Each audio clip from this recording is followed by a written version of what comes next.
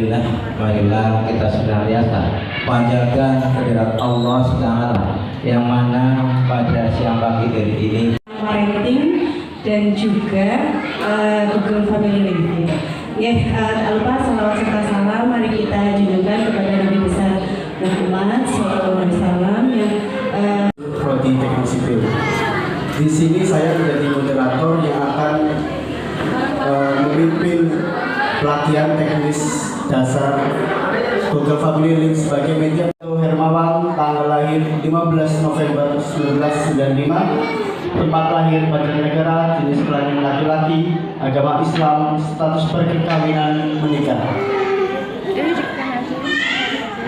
Untuk nomor telepon 0856 404 80607.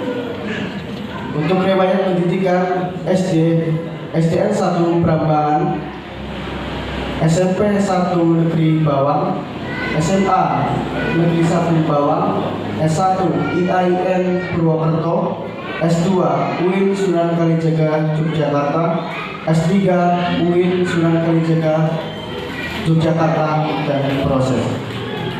Untuk pengalaman organisasi orang-orang baru, maka di situ kita akan mendapatkan ilmu pengetahuan, ya. Meskipun orang itu tidak menjelaskan. Sebagai contoh, ini yang sering saya katakan kepada mahasiswa saya, bahwa anak usia dini itu atau anak-anak itu adalah ilmu yang bergerak.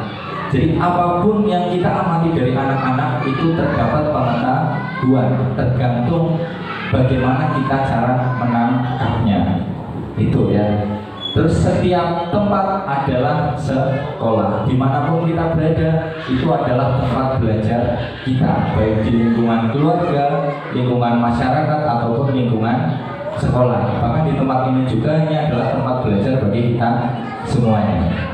Nah, ini yang penting kita bahas sebelum kita masuk kepada bagaimana cara tips ya pendidikan anak di era digital seperti saat sekarang ini. Nah, apa itu era digital? Ada yang sudah tahu bahwa itu?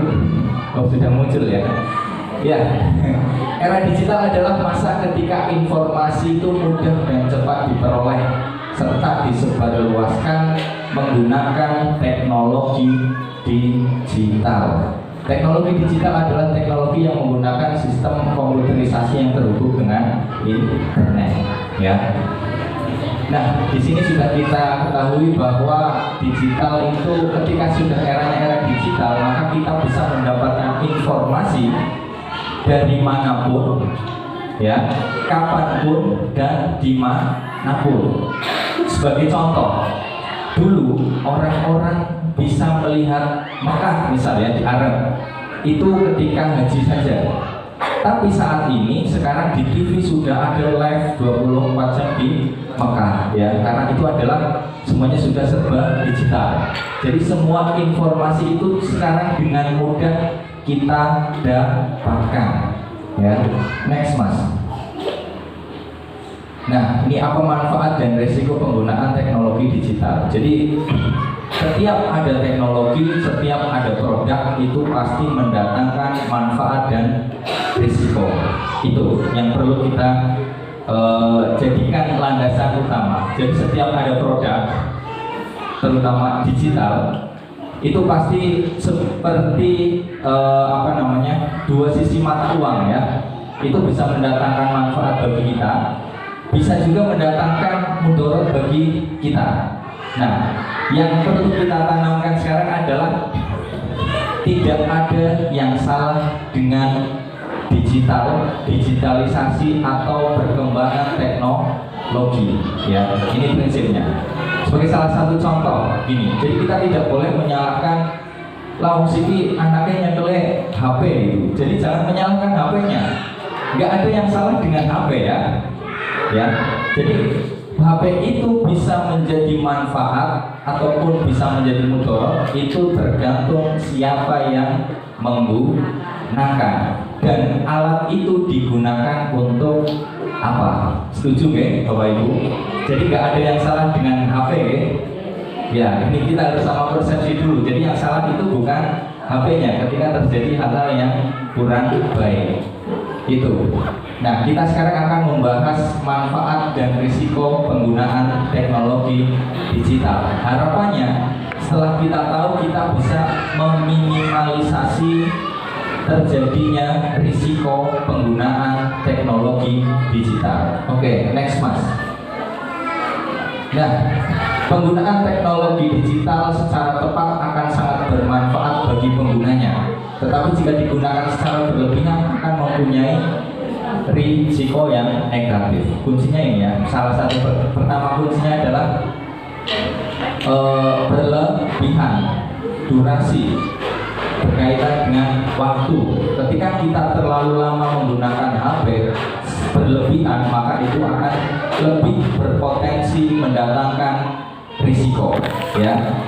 Karena semua yang berlebihan itu pasti tidak baik, ya.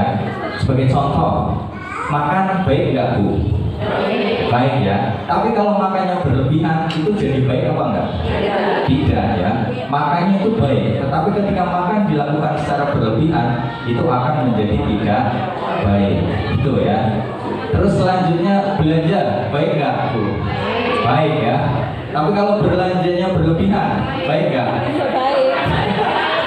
Yang baik barangnya tambah tapi uangnya menipis ya. Jadi ada dua sisi mata uang ya. Jadi ketika sesuatu yang baik itu bisa menjadi tidak baik apabila kita berlebihan dalam menggunakannya. Itu ya. Oke, next mas. Nah, ini manfaatnya ya. Yang pertama, mudah mendapatkan informasi. Kemudian yang kedua, mudah mempermudah kita dalam komunikasi.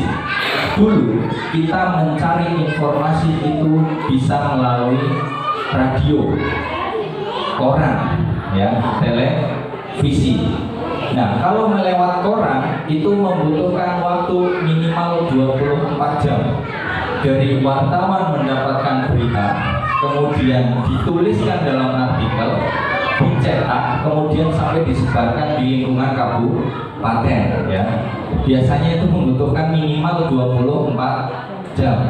Itu ya. Sekarang dengan adanya teknologi digital, pada detik yang sama kita bisa memperoleh informasi yang kita inginkan ya. Kasus yang sedang ramai apa sekarang Bu? Sambo. Ya, Verdi Sambo ya. Kasusnya di kota sana di Jakarta. Tapi kita di Kebumen sudah langsung tahu. Oh ini ada pembunuhan dan lain sebagainya. Motifnya apa? Saling mengikuti, mencari informasi. Nah itu adalah salah satu manfaat dari adanya teknologi digital. Kemudian yang kedua, mempermudah komunikasi ya. Dulu kita dari zaman dulu banget ya, sebelum adanya mikrofon, sebelum adanya HP, orang menyiarkan informasi atau memberikan informasi hanya melalui kentongan ya. Misal kebakaran, kentongnya berapa kali? Kalau kita dengar oh ada kentongan berapa kali, oh berarti itu ada kebakaran dan lain sebagainya. Itu ya. Nah kemudian kita ketika ingin berbicara dengan saudara kita yang berada di luar kota, dulu komunikasinya menggunakan surat. Terus ada namanya telepon ya, wartel. Kita telepon harus antri di wartel dan lain sebagainya. Kemudian sekarang kita sudah zamannya lebih canggih. Tidak hanya telepon, bahkan kita bisa melihat secara jelas wajah saudara kita walaupun kita berada berjauhan, baik di luar negeri ataupun di dalam negeri, kita sudah bisa melihat wajah saudara kita.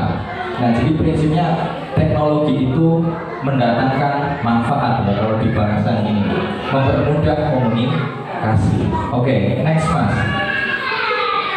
Nah kemudian yang selanjutnya adalah meningkatkan kreativitas anak ya. Jadi dengan adanya teknologi digital, jika dimanfaatkan dengan baik, maka kreativitas anak akan jauh lebih berkembang ya.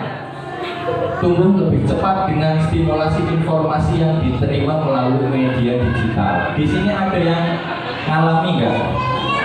Anak tahu-tahu bilang, "Hey mom, how are you today?" gitu misalnya. Ada yang seperti itu? Ada ya? Bingung, belum sekolah kok tahu-tahu bilang kayak gitu ya. Ternyata itu didapatkan dari YouTube, dari film-film dan lain sebagainya. Tahu kalau Upin Ipin apa itu? Nah, kalau ibunya masak ayam misalnya, oh ayam goreng gitu ya, bilangnya seperti itu ya. Nah, itu yang didapatkan dari teknologi digital, dari televisi, dari handphone dan lain sebagainya. Jadi dengan adanya teknologi digital, ketika dimanfaatkan dengan baik, maka akan mempercepat tingkat kreativitas anak ya. Itu. Next mas. Nah, yang kedua adalah memudahkan proses belajar. Ini kita alami sejak tahun 2020 ya. Kita dikagetkan dengan adanya pandemi Corona ya, dan itu mengagetkan kita semua. Orang-orang yang dulunya tidak memikirkan HP jadi mementingkan beli HP untuk anaknya. Kemudian yang dulunya anak-anak setiap pagi itu harus kita bangunkan pagi-pagi, mandi dan diantar ke sekolah. Pada saat awal Corona, anak itu biasanya masih tiduran di rumah, nonton TV dan lain sebagainya ya. Pada prinsipnya teknologi itu bisa mempermudah proses belajar mengajar ya. Saya melanjutkan studi S3 dari awal masuk tahun 2021 sampai saat ini itu belum pernah kuliah ke kampus karena memang awal itu masih Corona full ya. Jadi kuliahnya itu lewat Zoom terus. Nah, mungkin nanti semester depan baru mulai offline gitu ya. Nah, kemudian anak dapat mengikuti program belajar yang beragam melalui internet tadi ya, lewat YouTube, lewat Google dan lain sebagainya. Kita sekarang ketik apapun itu akan muncul di YouTube ya. Di sini kalau teman-teman mau ngecek sebenarnya saya terkenal nggak sih gitu ya, silahkan ketik nama teman-teman di Google, yang muncul fotonya teman-teman apa bukan gitu ya. Kalau yang muncul fotonya teman-teman semua berarti ya sudah ada indikasi oh ini akan terkenal gitu ya, sudah muncul gitu. Anak dapat belajar secara mandiri untuk meningkatkan kemampuan dan keterampilan lainnya ya. Jadi anak bisa belajar mandiri ya. Banyak kasus saya amati juga pada keponakan saya, ada HP geletak, tahu-tahu dia sudah bisa mainan, nyari di YouTube, belum bisa ngetik karena belum bisa baca. Yang dia lakukan adalah voice note ya, bilang yang favorit itu apa ya, Bang Jarwo gitu ya, karena dia ucapannya belum sesuai kan nggak terbaca sampai marah gitu, Bang Awo gitu. Munculnya itu yang lain gitu, pengen Bang Awo gitu. Nah, setelah itu diketikkan oleh orang tuanya baru senang gitu ya. Bahwa dari sini kita bisa melihat bahwa teknologi digital itu mempermudah proses belajar. Bahkan anak kecil pun itu bisa mencari informasi yang ia inginkan secara cepat dan tepat gitu ya. Next mas. Nah ini ya, jadi ada manfaat juga ada risiko ya apabila menggunakan secara berlebihan. Yang pertama, gangguan kesehatan mata ini ya. Iya udah di sini aja. Mungkin bapak ibu sering ngamati atau pernah ngamati ada anak yang setiap waktu pegangannya gadget matanya tuh kayak gini, kedepnya jadi lebih cepat ya. Itu harus mulai direm ya. Kalau itu terjadi pada anak-anak dari bapak ibu, harus dikurangi porsinya. Kalau tidak nanti akan berakibat pada gangguan kesehatan mata yang harusnya belum minus nanti jadi minus dan lain sebagainya. Itu ya. Kemudian masalah tidur, ya. Yang harusnya anak ketika tidak pegang gadget itu siang hari tidur, tapi karena ada gadget, anak itu siang hari main gadget sehingga malamnya akan mengalami gangguan tidur, entah itu tidurnya kegasikan atau terlalu malam karena asik dengan gadget. Ketika itu sudah terpola berhari-hari, maka itu akan menjadi kebiasaan anak, ya. Kemudian yang selanjutnya adalah kesulitan konsentrasi, ya, mempengaruhi kemampuan anak berkonsentrasi saat belajar, ya, sehingga dapat menurunkan prestasi belajar. Kalau tadi manfaatnya itu gadget itu bisa mendatangkan manfaat, mempermudah proses belajar jika dimanfaatkan dengan baik. Nah, apabila dimanfaatkan secara tidak bijak maka bisa berpengaruh pada menurunnya konsentrasi belajar. Kenapa? Sering kita amati anak-anak, ya, anak-anak. Karena dia sudah biasa pegang gadget, apalagi sudah kenal yang namanya game online, biasanya akan candu. Pasti ketika belajar yang dia ingat adalah, oh tadi sudah sampai tinggal berapa sih gitu, ya, sudah sampai level berapa gamenya gitu. Pikirannya jadi melayang-layang, konsentrasinya kurang, ya. Bahkan ketika bapak ibu itu menyuruh anaknya, sana sinau besok ujian gitu, ya, masuk kamar. Nah di kamar tahu-tahu mainan HP. Ketika bapak ibunya buka pintu, HP-nya diletakin, gitu, ya. Itu maka akan mempengaruhi konsentrasi belajar. Oke, next mas. Ketidakseimbangan perkembangan motorik kasar dan halus, ya, menyebabkan anak kurang menggerakkan seluruh anggota tubuh. Ini yang penting, ya, anak usia dini, usia TK ya, seperti itu adalah masanya anak mengembangkan seluruh potensi yang ada pada dalam diri anak. Ketika anak hanya diam saja, maka fisiknya akan jauh berbeda dengan anak yang suka bergerak. Ya, kita amati, ya, sekarang contohnya anak sekarang suruh lari dengan anak zaman dulu. Yang mos-mosan duluan itu yang mana? Sekarang, ya. Iya, karena kurang gerak dari kecil sehingga fisiknya itu kurang terlatih, ya. Karena kurang terlatih sehingga jadi kurang maksimal, ya. Itu makanya harus berkembang dengan seimbang. Ya, kalau dalam ilmu kepautan itu ada yang namanya equilibrium, ya. Jadi seluruh potensi perkembangan anak itu harus berkembang secara seimbang, ya. Ada 6 aspek, ya. Salah satunya adalah perkembangan bahasanya, perkembangan fisik motoriknya, perkembangan sosial emosionalnya, moral agamanya, dan lain sebagainya, ya. Jadi ketika anak itu hanya main HP saja, maka fisik motoriknya itu tidak berkembang dengan baik, ya. Itulah kenapa kita melihat anak-anak zaman dulu itu jauh lebih pergerakannya jauh lebih baik, terus kesehatannya juga jauh lebih baik. Bahkan kita mengamati ada orang tua yang bilang zaman dulu itu orang-orangnya lebih pintar-pintar, gitu, ya. Itu ya karena salah satu aspeknya adalah ini. Sekarang anak itu tidak berkembang seimbang ke semua potensi kecerdasannya, jadi hanya pada salah satu aspek saja. Kalau misal mainan gadget terus, dia memiliki pemahaman, ya, paham, kognitifnya bagus dan lain sebagainya, tetapi fisiknya jadi lemah, motoriknya jadi lemah. Ketika fisiknya lemah itu akan mengganggu prestasi anak itu sendiri, gitu, ya. Kemudian yang selanjutnya adalah gangguan pencernaan, ya. Ini yang sering terjadi.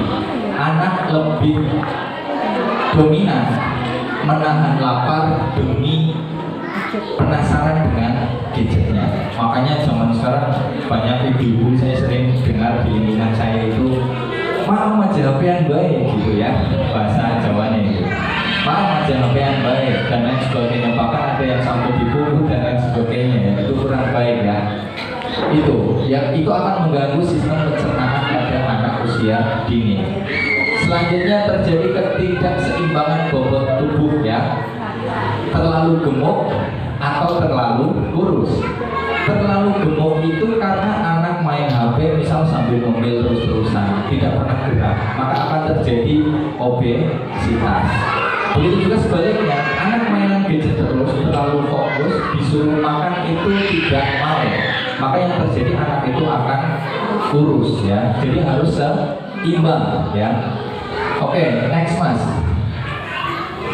Nah, menunda perkembangan bicara dan bahasa anak ya. Penggunaan media digital bisa menunda perkembangan bahasa anak, terutama anak-anak usia 2 tahun dan di bawahnya.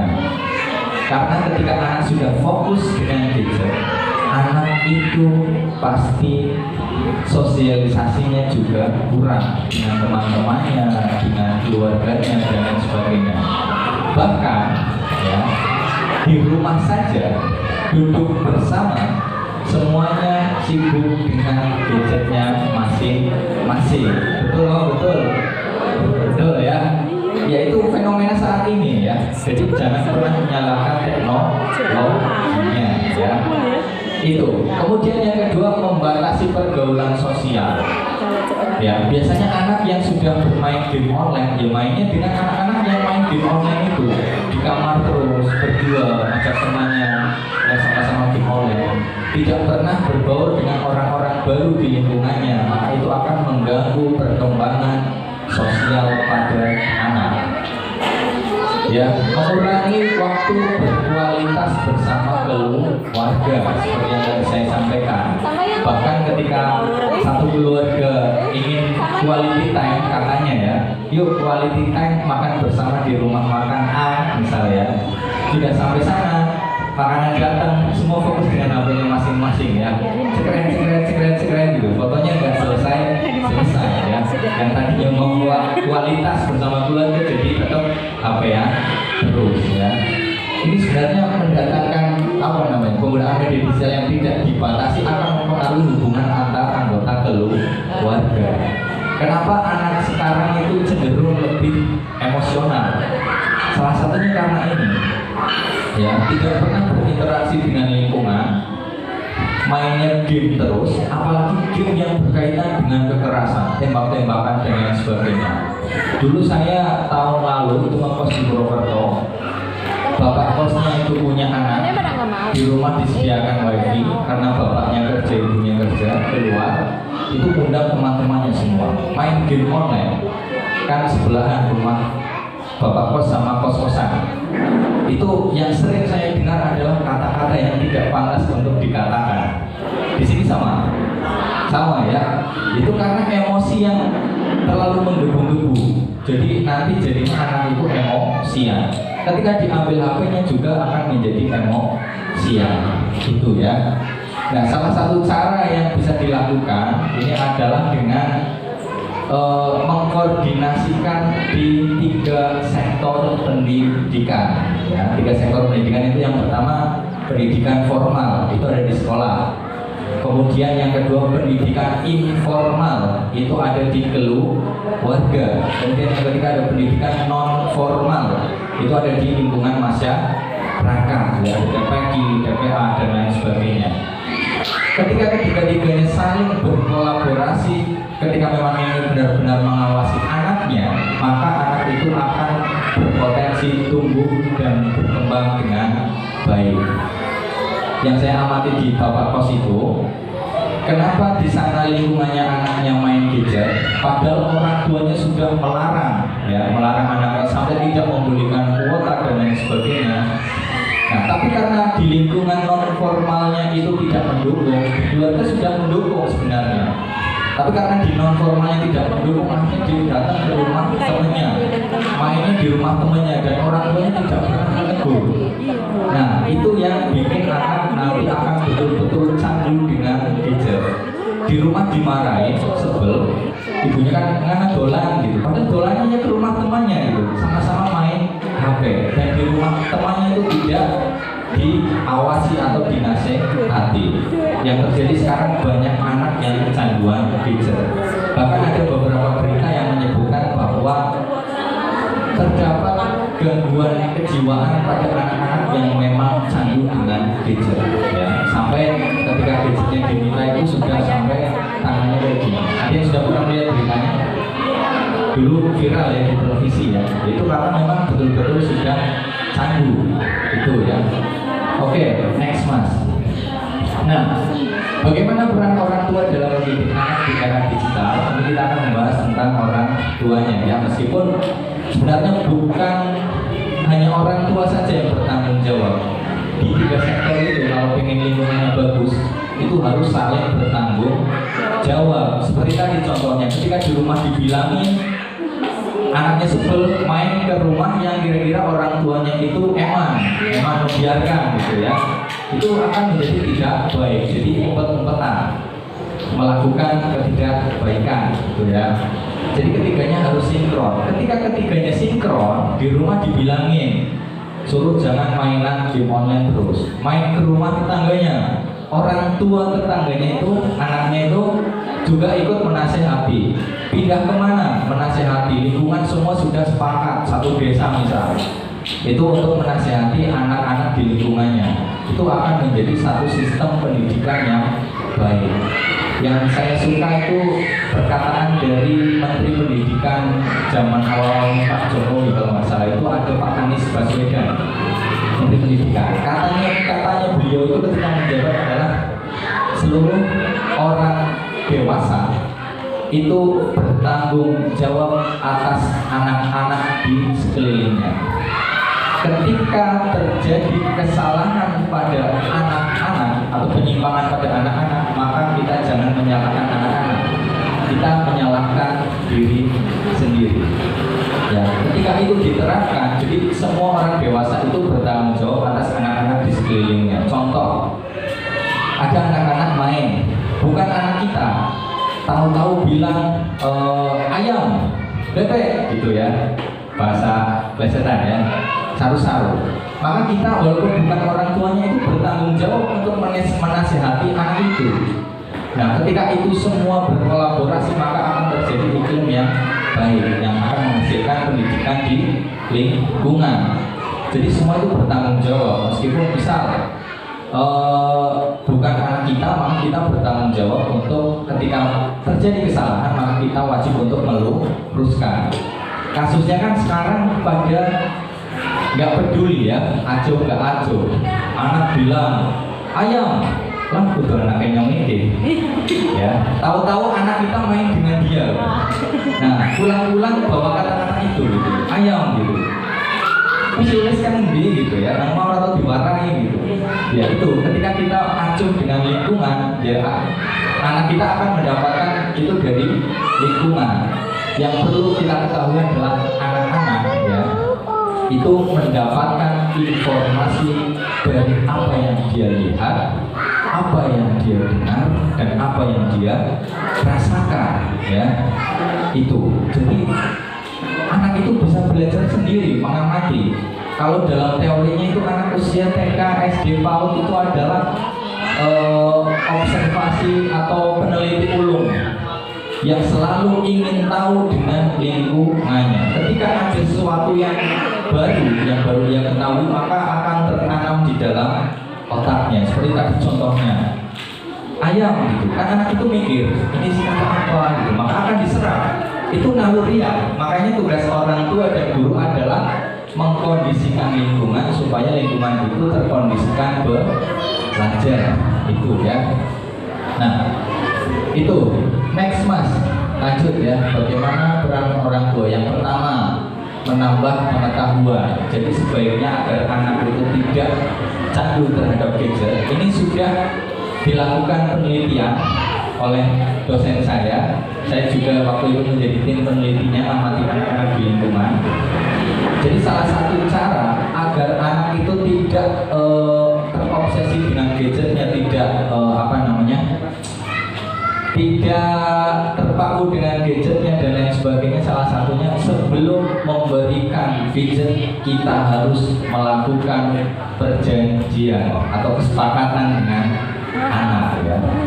Ini saya meneliti di salah satu keluarga di Purwokerto yang berhasil mendidik anaknya dalam pemanfaatan gadget ya. Jadi orang tuanya sebelum pas pandemi itu, sebelum memberikan gadget itu sudah memberikan perjanjian kepada anaknya. Yang pertama, anak minta HP untuk sekolah ya, karena memang tuntutan zaman ya, kemarin itu harus pakai HP. Orang tua mau memberikan itu mikir-mikir dulu. Kemudian sebelum memberikan anak itu diberi kesepakatan bersama. Ayah atau ibu akan memberikan kamu HP dengan catatan HP ini digunakan untuk belajar di sekolah. Ketika ingin menggunakan HP ini untuk bermain, maka 1 hari maksimal 2 jam. Anak itu di rumah itu ada tiga bersaudara, yang satu SMP, yang kedua itu SD kelas 5, yang ketiga SD kelas 1. Ya, ketiganya diberi kesepakatan seperti itu. Dan kakak yang paling pertama itu dijadikan sebagai orang yang mengawasi, ya, diberi oleh orang tuanya, kak itu adik-adiknya nanti diawasi. Jadi kesepakatannya adalah seperti tadi ya. Kemudian ketika sekarang hari Selasa ya, hari Selasa adiknya itu main HP, jamnya itu jam 1 sampai jam 2 siang. Kalau melebihi batas maka akan mendapatkan hukuman besok sehari pun tidak boleh pegang HP untuk mainan ya. Jadi kita yang melakukan kesalahan anak nomor 3 yang tidak boleh pegang HP adalah ketiga-tiganya langsung disita. Jadi nanti anak pertama dan anak kedua itu akan kamu sih melanggar aturan gitu. Jadi saling menasihati. Nah setelah itu terjadi maka anak itu akan patuh. Ketika sudah hampir jam 2 maka cepat-cepat ini bu HP-nya gitu, sudah jam 2 gitu. Karena takut ketika mainnya berlebihan besok tidak diberikan HP, dan tidak hanya dia yang menanggung tapi kakak-kakaknya juga akan menanggung. Itu yang saya amati berhasil di salah satu keluarga di Purwokerto ya, seperti itu. Jadi kita harus pertama menanamkan pengetahuan kepada anak sebelum membelikan HP. Diberi kesepakatan, diberi pengetahuan bahwa HP ini adalah alat untuk komunikasi umumnya, utamanya. Kemudian bisa digunakan nanti untuk belajar dan lain sebagainya. Kalau untuk hiburan itu tidak boleh menjadi hal yang utama dan lain sebagainya. Intinya anak diberi pengetahuan terlebih dahulu tentang HP, sehingga ketika anak itu pegang HP dia sudah memiliki mindset dan pengetahuan bahwa oh HP ini fungsi utamanya itu ini. Itu ya. Tapi celakanya sekarang anak nangis, tahu-tahu ibunya ini gitu ya, main aja meneng gitu ya. Nah itu sebenarnya hal seperti itu yang bikin anak itu candu tanpa kita sadari. Kita sudah mengenalkan anak dengan HP tanpa kita memberikan pengetahuan anak tentang HP. Dari bayi lahir, betul ya, gitu ya. Tahu-tahu bapak ibu bapaknya datang selfie, cekret. Nah, itu kan jadi pertama yang dia lihat itu HP. Kemudian HP anak pribadi. Ketika bikin email kan belum 18 tahun itu harus ada email verifikasi orang tua. Kan repot ya, tahunnya diganti tahun 90 baik gitu. Ada yang seperti itu enggak? Enggak ya, jangan sampai ya. Jadi ketika kita memberikan HP ke anak, usianya itu harus sesuai. Ketika usianya sesuai, maka ketika anak di YouTube itu kan usianya belum 18 tahun di akun Google-nya, maka itu akan tersaring ya informasi-informasi yang belum pantas untuk didapatkan anak ya. Saya sering ngamati itu ibu-ibu tetangga ya, kita daftar ambil temen tidak verifikasi gitu. Akhirnya anaknya yang udah dewasa itu kue tahunnya dituang beli orang tidak verifikasian gitu ya. Nah itu yang tanpa kita sadari itu akan mendatangkan iklan-iklan yang harusnya belum dikonsumsi tapi sudah muncul ya. Itu jadi anak itu dewasa sebelum waktunya. Oke, next mas. Mengarahkan penggunaan perangkat dan media digital dengan tepat. Tadi ya, jadi anak itu harus diarahkan bagaimana menggunakannya, kegunaan perangkat HP itu untuk apa ya fungsinya, fungsi utamanya dan lain sebagainya, sehingga anak itu akan bijak dalam menggunakan HP. Sebagai contoh, ketika di sini ada orang tua yang sudah melakukan ini, sebelum memberikan HP diberikan pengetahuan tentang HP, fungsinya untuk apa, diberikan larangan kalau untuk login berlebihan dan lain sebagainya, ada nggak? Sudah. Anaknya sekarang gimana? Candu, manut ya. Nah itu. Jadi sebelum kita memberikan HP, kita harus memberikan dulu pengetahuan kepada anak sehingga anak itu akan terkontrol. Ini cara pertama ya. Oke, next mas, harus diarahkan ya. Mengimbangi waktu penggunaan media digital dengan interaksi di dunia nyata ya, sehingga anak itu nanti tahu mana yang nyata, mana yang enggak gitu ya. Jangan sampai di film kartunnya yang jahat-jahat itu dianggap nyata, kemudian yang nyata dianggap tidak nyata, itu ya. Harus seimbang. Orang itu dapat menyeimbangkan penggunaan media digital dengan mengenalkan pengalaman dunia nyata seperti berkesenian, kegiatan luar ruangan, olahraga dan lain sebagainya. Jadi arahkan anak pada kegiatan-kegiatan yang positif. Jadi orang tua jangan takut repot demi masa depan anak ya. Kalau di sini saya yakin orang tuanya semua perhatian ya. Meskipun sibuk, oh maksanya dijumlah anak ditungguin. Oh anak TPI sore gitu ya, itu diantar ya, tidak main HP kan makan kena orang kena gitu. Jangan sampai seperti itu ya. Oke, next mas. Meminjamkan anak perangkat digital sesuai keperluan ya, sesuai keperluan. Misal anak terus minta HP, maka ditanya untuk apa gitu ya. Kalau misal untuk nonton YouTube, untuk main, oh kita tahu itu hanya hiburan, maka dibatasi itu ya. Meminjamkan anak perangkat digital itu mereka bisa belajar mengendalikan diri, jadi harus diberi arahan ya. Kemudian yang kelima, memilih program atau aplikasi yang positif. Kalau anak itu masih anak TK, anak SD, maka downloadkan YouTube for Kids ya. Kalau YouTube anak ya, maka kontennya itu anak-anak, tidak ada konten dewasa muncul di situ itu ya. Tapi kalau orang tua tidak mau menyibukkan diri, misal orang tua mau berbagi memori gitu ya, YouTube tidak loro dan lain sebagainya, ya nanti ada potensi iklan-iklan yang belum seharusnya dikonsumsi itu akan muncul dan dikonsumsi oleh anak. Oke, next mas. Mendampingi dan meningkatkan interaksi ya. Jadi meskipun anak itu sedang berinteraksi dengan HP, orang tua juga harus mendampingi dan berinteraksi. Jadi anak itu akan benar-benar memanfaatkan HP itu untuk kepentingan perkembangannya. Contoh, anak itu nonton film ya di YouTube. Orang tua jangan membiarkan, dampingi anak ya. Setelah didampingi, berikan pemahaman ya.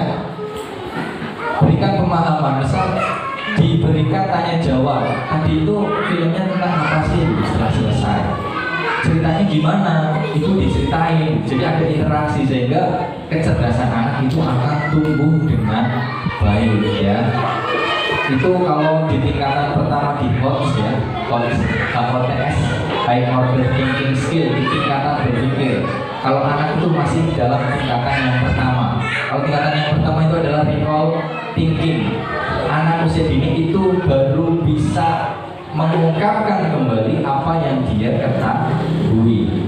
Itu tingkatan pertama ya, High Order Thinking Skill. Yang pertama adalah recall thinking, memanggil kembali pengetahuan-pengetahuan yang dia dapatkan melalui nonton film, melalui pengalamannya dan lain sebagainya. Itu akan melatih anak dalam berpikir. Selanjutnya misal tadi sih tokohnya sama saja, nah itu recall thinking. Tokohnya namanya ini, bajunya warna apa, ini itu recall thinking. Nanti kalau sampai tahapan naik lagi ya, setelah recall thinking itu naik lagi, anak itu bisa menganalisis. Misal tadi sih kenapa itu si Upin nangis gitu ya, maka itu akan menceritakan setiap kejadian dengan detail. Maka itu sudah naik satu tingkat di atasnya. Sampai tahapan yang keempat yang terakhir adalah creativity thinking ya. Jadi anak sudah bisa berkreasi.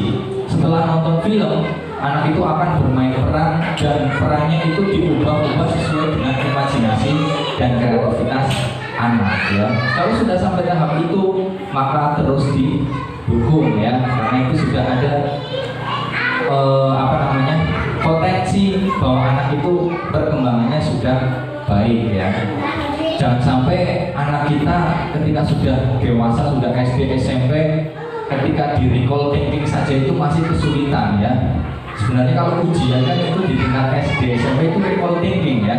Karena misal sudah dijelaskan, ibu kita Kartini lahirnya di Jepara gitu ya, itu tokoh emansipasi perempuan. Nanti ada pertanyaan di ujian, siapa tokoh emansipasi perempuan? Itu kan sifatnya recall thinking ya, itu. Makanya kalau saya ngajar di kampus itu, sini ada beberapa mahasiswa saya ya, saya tidak pernah ketika UAS itu memberikan pertanyaan yang sifatnya recall thinking. Misal, PAUD itu apa sih gitu, itu nggak pernah seperti itu. Jadi saya bertanya itu harus yang jawabannya itu adalah analisis. Ketika ada kasus seperti ini, apa yang Anda lakukan? Tolong dihubungkan dengan teori yang adil itu. Karena itu untuk melatih pikiran kita gitu ya. Jadi kita harus bertahap gitu ya. Oke, next Mas. Gunakan perangkat digital secara bijaksana. Ini tadi sudah saya bahas ya. Meletakkan komputer di ruang terbuka dan yang mudah terlihat, ini bisa menjadi salah satu cara untuk mengawasi anak. Misal di ruang tamu atau di ruang belajar anak yang tidak di kamar anak yang tertutup gitu. Kalau masih kecil ya, kalau sudah dewasa ya anak sudah bisa mengendalikan diri. Kemudian tidak menggunakan perangkat digital pada saat berinteraksi berkegiatan dengan orang lain. Karena ketika anak melihat itu pada kita, anak akan menirukan ya. Karena anak itu adalah peniru ulung ya. Kalau di Montessori itu ada The Absorb the Mind. Bukunya itu tebel ya. Di situ menjelaskan bahwa yaitu anak seperti spons ya, misal ya, yang ditaruh di air, maka air itu akan meresap ya, tanpa menyaring entah air itu kotor, bersih dan lain sebagainya, semua akan terserap. Jadi apa yang anak lihat itu ya akan tertanam gitu ya. Tapi pengetahuan itu akan muncul enggaknya itu tergantung dari lingkungan yang mendidik anak itu. Basic pengetahuan di dalam diri anak. Tidak menggunakan perangkat digital sebelum tidur. Usahakan minimal ini, tidak menggunakan perangkat digital sebelum tidur ya. Karena ketika anak akan pada posisi tidur, itu adalah anak sudah mulai berada di alam bawah sadar. Ketika mau tidur mau enggak, ketika disuguhinya HP ya, maka nanti yang tertanam di alam bawah sadarnya itu tetap HP ya. Itu makanya orang-orang yang jago menghipnotis itu kan di alam bawah sadar. Kamu lari ke sana ambil ini kan manut gitu ya. Jadi ketika alam bawah sadarnya sudah sering terisi dengan pikirannya gadget ya, nanti bangun-bangun ingatnya gadget, bangun-bangun ingatnya gadget itu ya. Makanya kurangi atau tidak menggunakan perangkat digital sebelum anak tidur.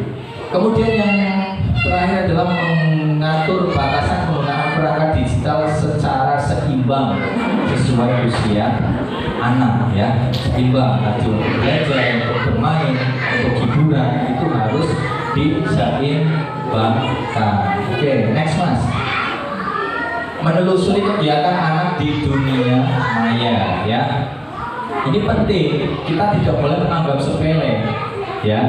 Jadi ketika anak kita masih di bawah umur, anak kita sudah tidur misalnya, kita harus juga mengecek chatnya anak, terus aplikasi-aplikasi yang ada di HP anak, itu penting ya.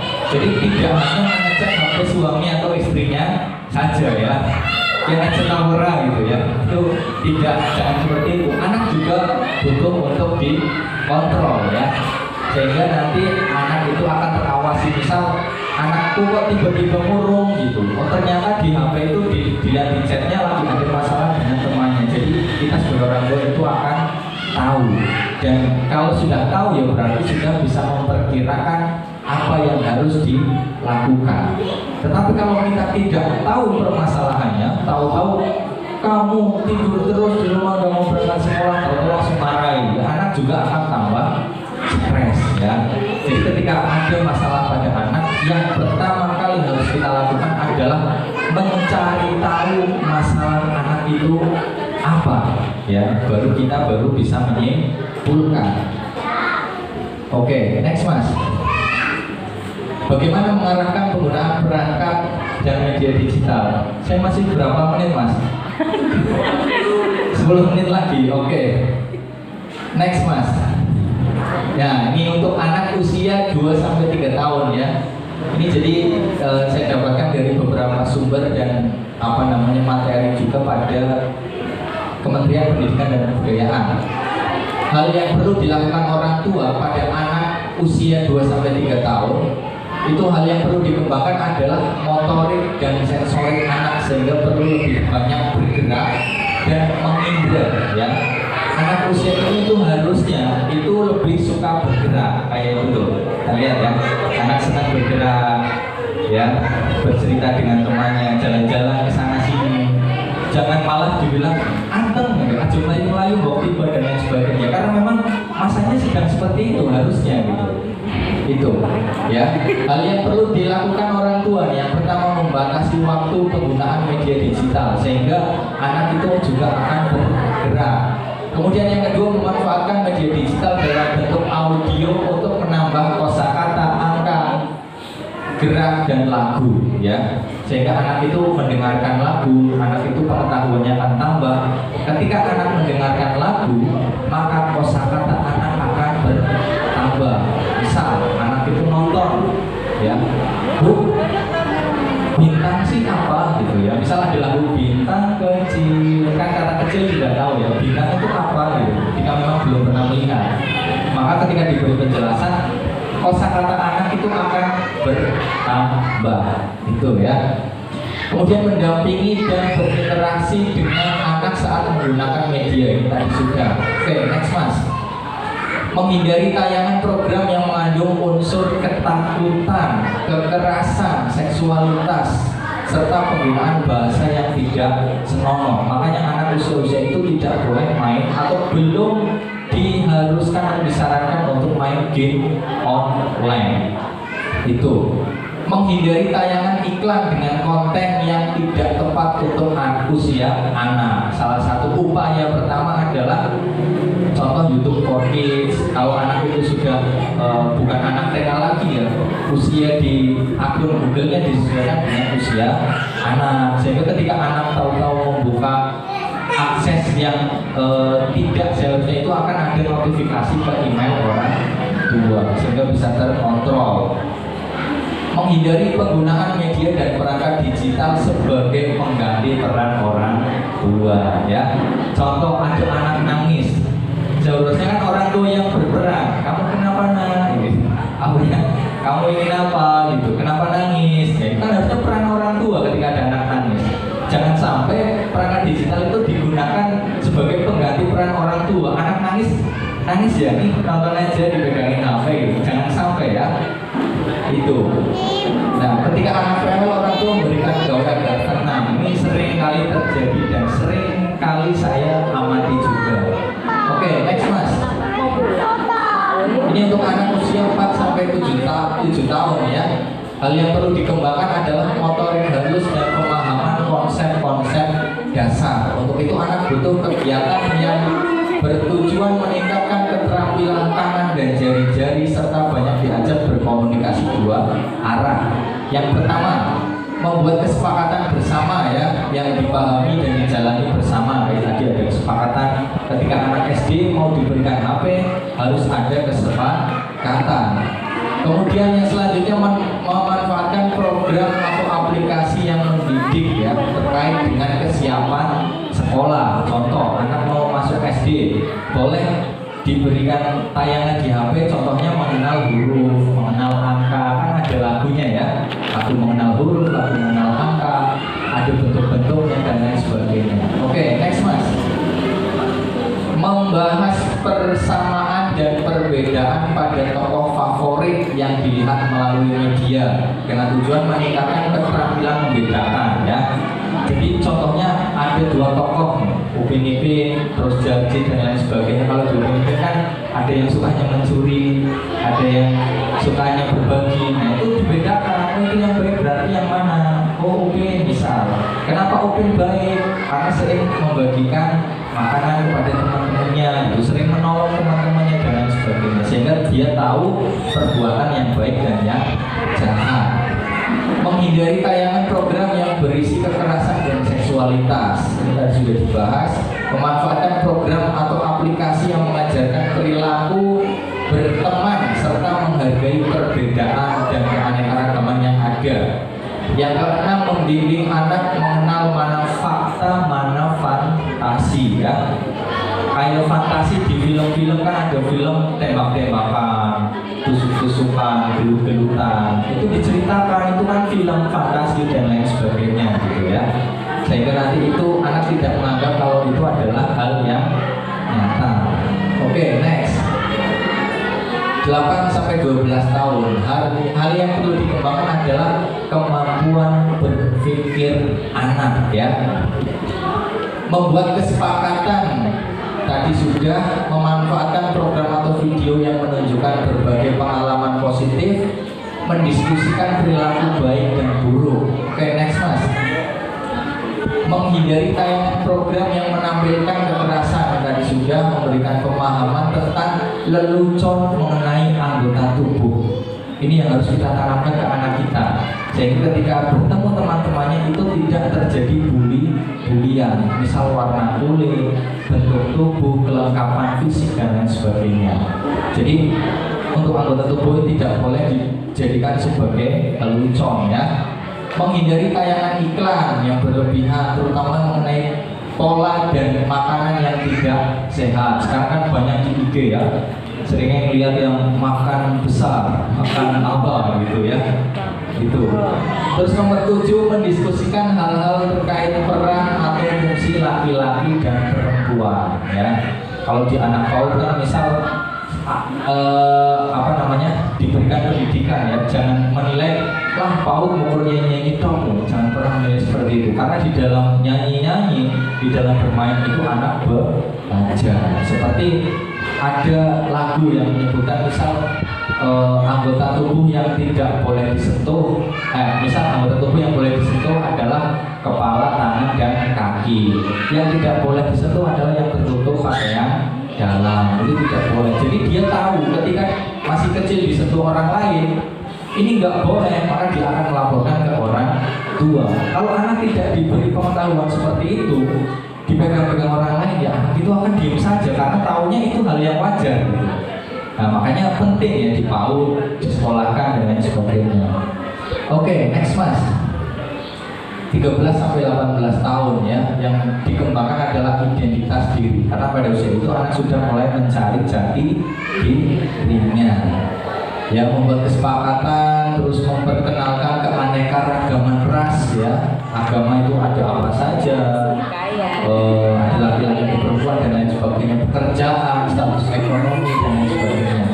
Mengajak anak berpikir kritis atas informasi yang diperoleh ya, jadi tidak terjadi hoax.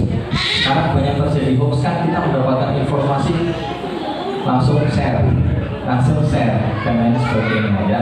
Jadi harus disaring dulu informasi itu benar atau tidak, dan ketika benar itu baik atau tidak ya. Karena benar belum tentu baik untuk beberapa orang ya.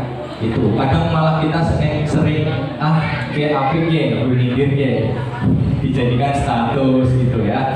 Itu jangan sampai seperti itu ya. Oke, next. Memanfaatkan media blog untuk melatih, mengajak anak untuk mengeksplorasi lebih jauh minatnya, menghindari tayangan-tayangan yang negatif, menanamkan etika berkomunikasi positif di media sosial itu tadi ya. Jadi anak harus diberi pengetahuan, tidak boleh nyindir di status dan lain sebagainya gitu. Saya pernah mengamati dulu waktu bikin laporan di kepolisian, itu ada anak SMA gara-gara sindir-sindiran lewat status, tapi yang disindir itu tidak terima, melaporkan di kepolisian, dan itu ditindak lanjuti di Banjarnegara itu. Karena dulu saya pernah ATM-nya itu kebobol orang ya, kebobol orang. Saya laporan di sampingnya itu anak SMA, ternyata laporan gara-gara status. Misal ini temannya lagi bilang, ini si A itu kayak gini jelek-jelekan. Yang dijelek-jelekan lapor sama orang tua yang tidak terima. Karena dia punya uang, punya teman di kepolisian, akhirnya dilaporkan. Itu ya, nanti jadi rumit kalau kita tidak bisa mensaring etika berkomunikasi di media sosial. Itu ya, memperlihatkan pengaturan informasi pribadi yang boleh disebar ke orang dan yang tidak boleh. Celakanya sekarang anak baru punya SIM, difoto, upload gitu ya, untuk pamer kita sudah SIM gitu ya. Padahal di situ ada identitas kita, ada nomor SIM, ada nama, ada alamat ya. Itu jadi harus benar-benar dicari ya. Memanfaatkan tayangan untuk memperluas wawasan. Oke, next mas. Nah ini ya, anak-anak generasi masa kini merupakan generasi digital natif ya, yang mereka yang sudah mengenal media elektronik dan digital sejak lahir ya.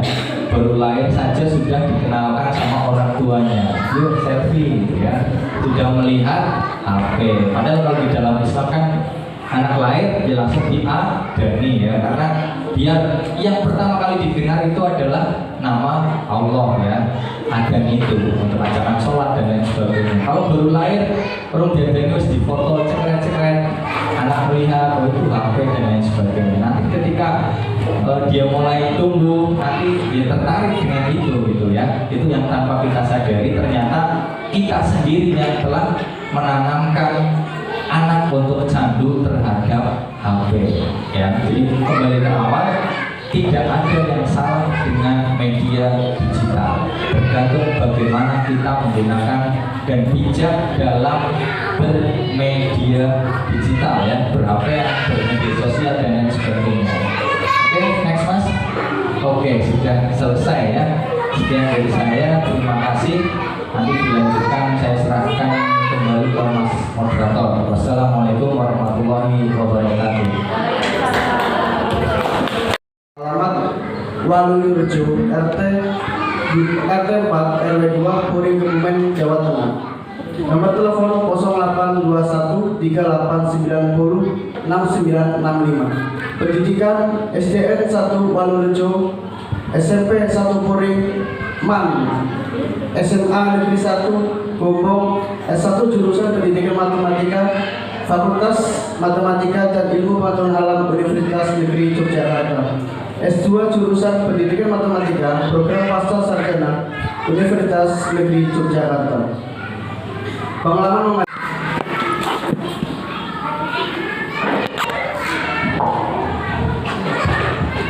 Ya, assalamualaikum warahmatullahi wabarakatuh. Izin berdiri nih Bapak Ibu. Saya sebagai awalan gitu.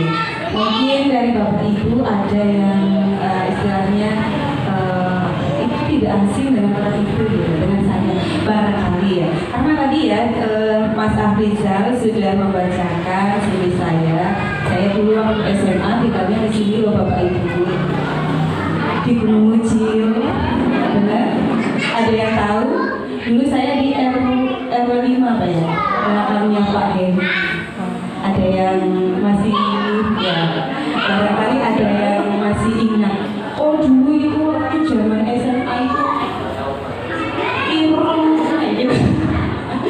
Ya, saya asalnya dari Puri, kemudian di sini ada saudara Purwandi itu kakak saya. Ya, jadi selama saya di SMA dulu saya tinggal di sini gitu kan. Jadi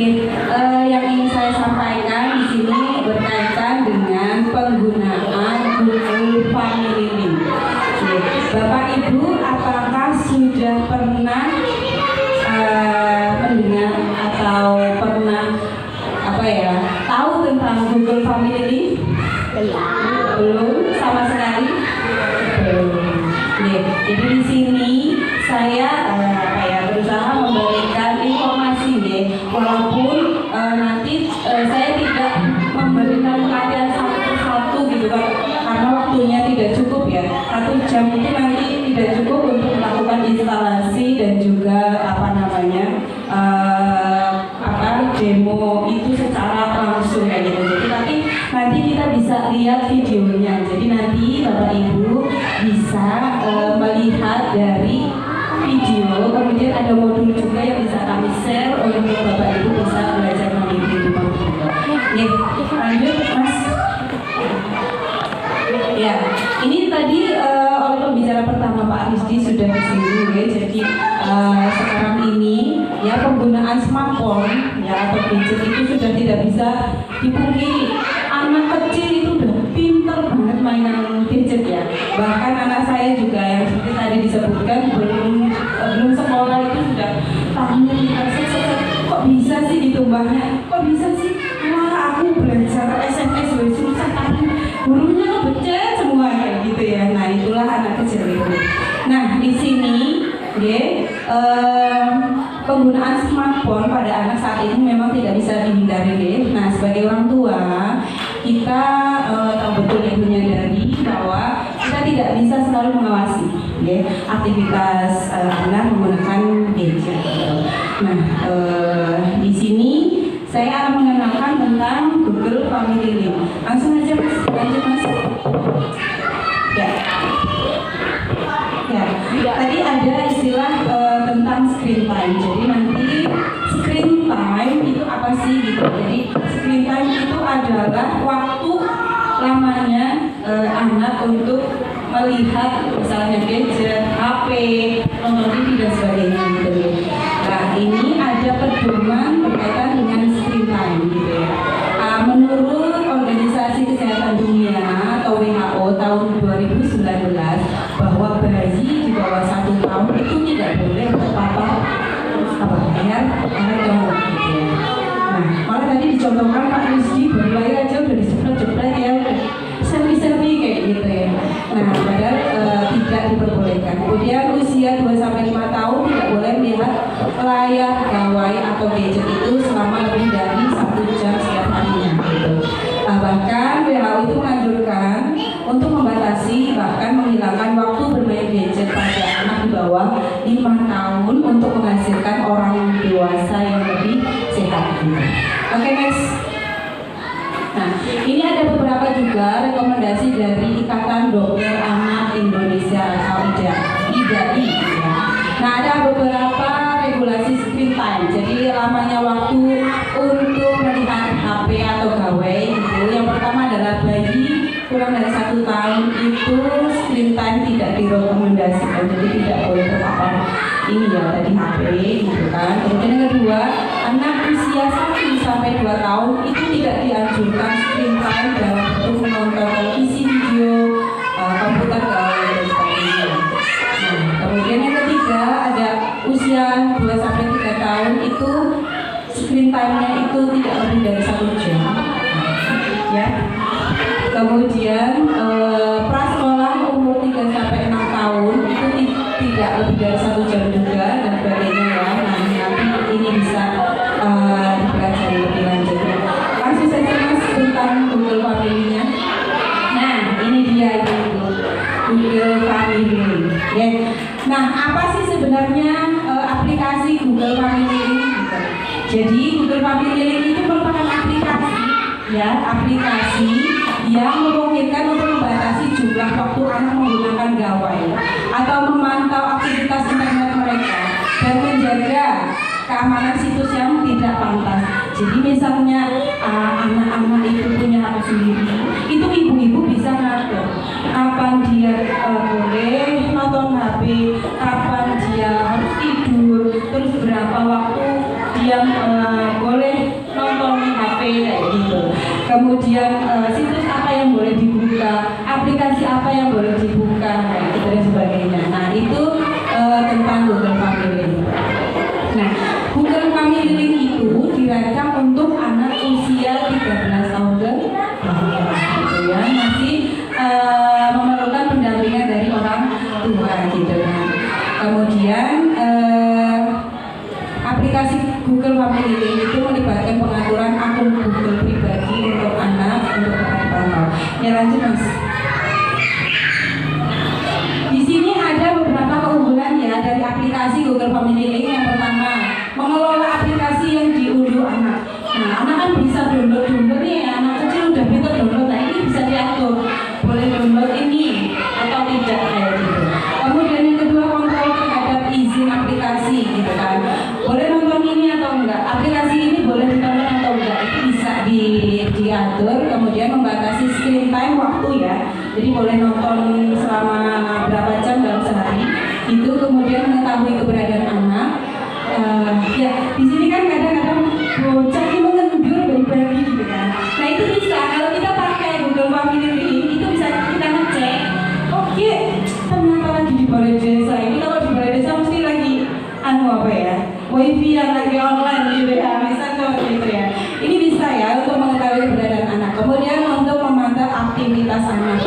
Nah itu ketika kita menggunakan Google Family Link itu bisa ngecek juga, oh ini aplikasi yang sudah dibuka itu apa, atau sering dibuka itu apa. Nah untuk yang anak untuk mengetahui jejak digital browsing anak ya, maksudnya itu digital browsing anak itu, oh dalam sebulan ternyata ini si anak sudah buka situs ini untuk kesekian kali atau jadi rekapan apa saja yang sudah dilakukan itu ada.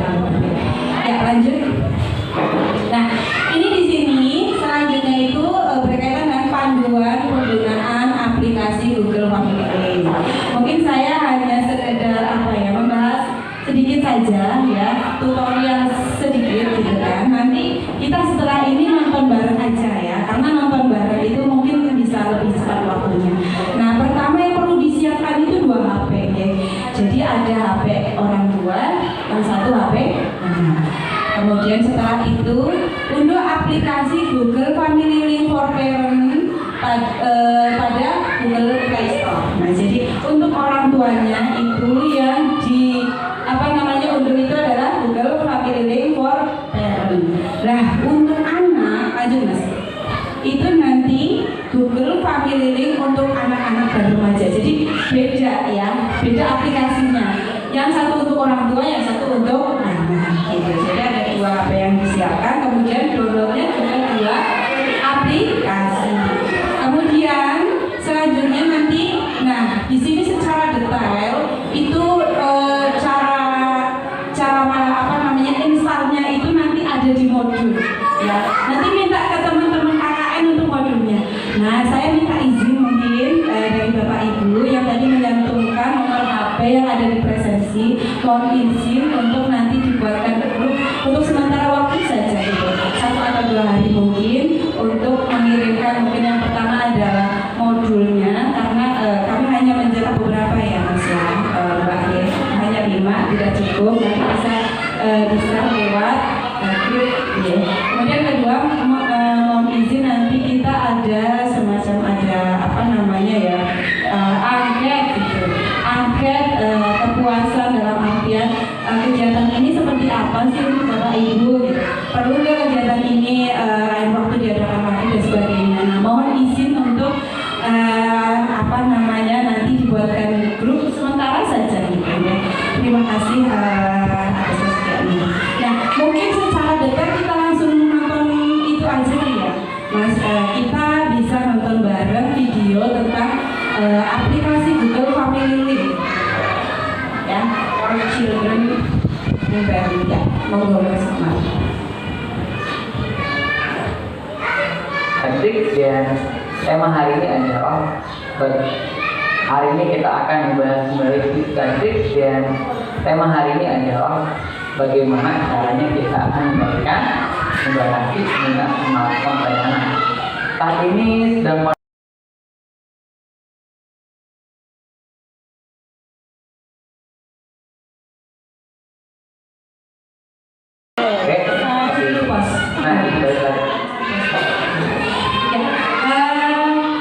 sepertinya cepet banget ya kalau dihitung. Nah di sini ya di awal tadi itu panduan untuk instalasi gitu ya. Tapi kalau Bapak Ibu Jadi memang harus telaten gitu.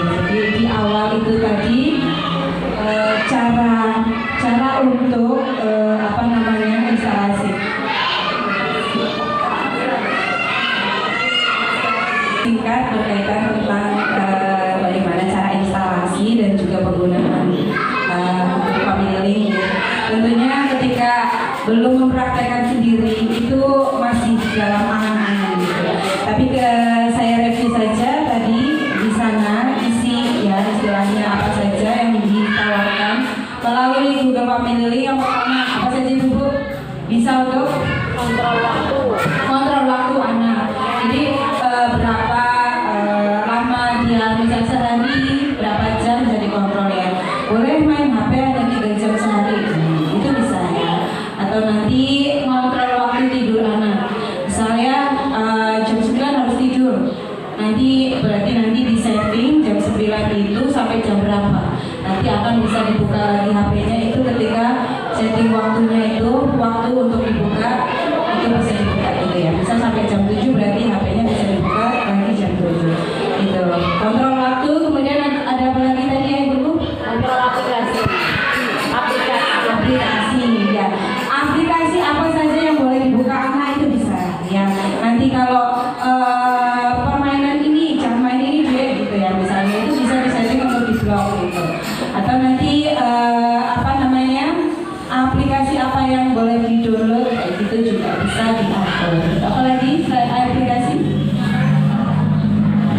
keberadaan anak ya. Jadi untuk menentukan lokasi anak lagi di mana gitu bisa ya. Nah kemudian ada beberapa lagi ya keunggulannya kemudian.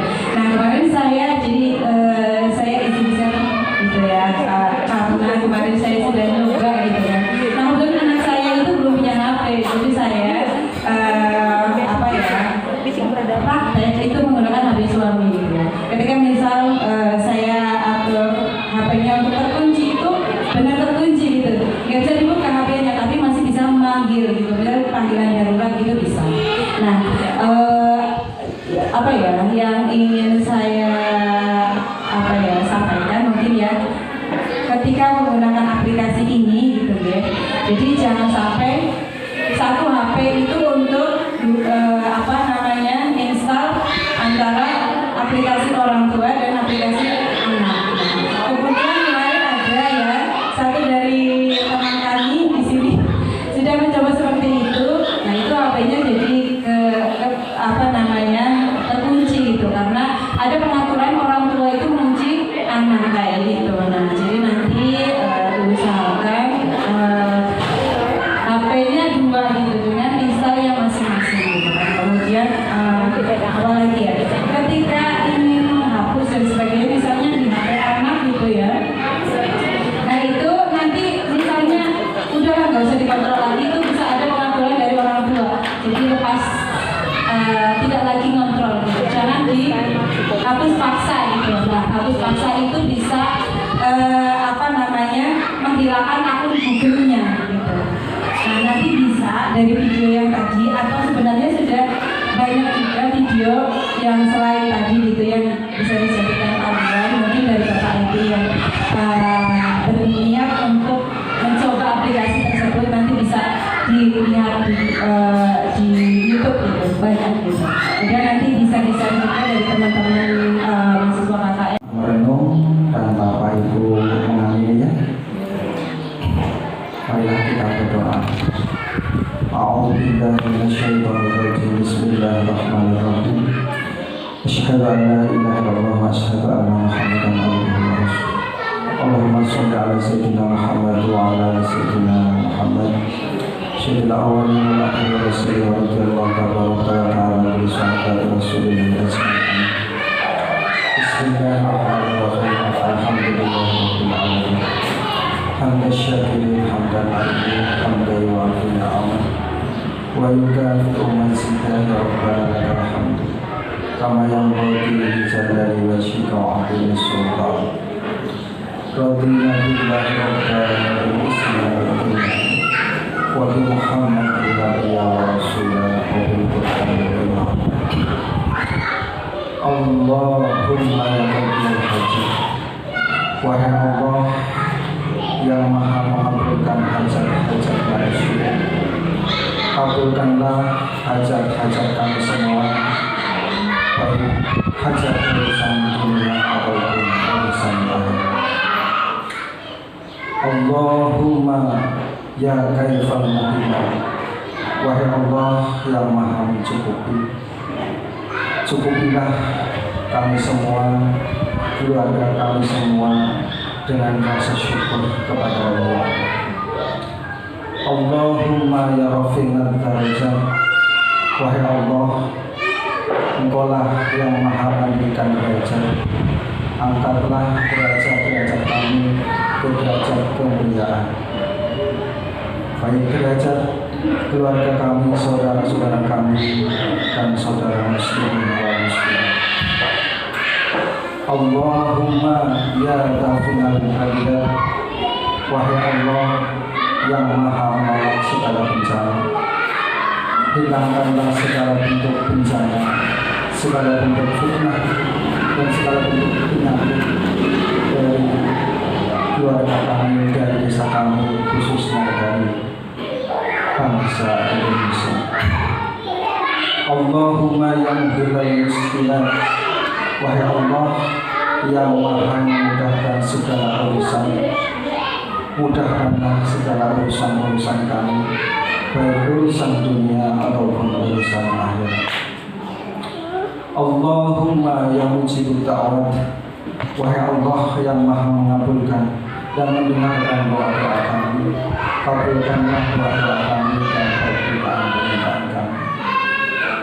Allahumma ya arhamar rahimin, wahai Allah yang maha rahman, yang maha rahim, curahkanlah kasih sayangmu kepada keluarga kami, saudara-saudara kami, khususnya kepada kita semua yang kami berjanji. Sifat rahmanmu baik di dunia dan di akhirat. Hasbunallah wa ni'mal wakil, hasbunallah wa ni'mal wakil, ni'mal mawla wa ni'mal nasir, wala hawla wala quwwata illa billahil aliyyil azim. Rabbana atina fid dunya hasanah wa fil akhirati hasanah wa qina adzabannar. Subhanaka rabbika rabbil izzati amma yasifun, wassalamun alal mursalin, walhamdulillahi rabbil alamin. Al-Fatihah. A'udzu billahi minasyaitonir rajim. Bismillahirrahmanirrahim. Alhamdulillahi rabbil alamin, arrahmanir rahim. Iyyaka na'budu wa iyyaka nasta'in. Ihdinas siratal mustaqim. Shiratal ladzina an'amta 'alaihim ghairil maghdubi 'alaihim waladdallin. Ihdinas siratal mustaqim. Wassalamualaikum warahmatullahi wabarakatuh.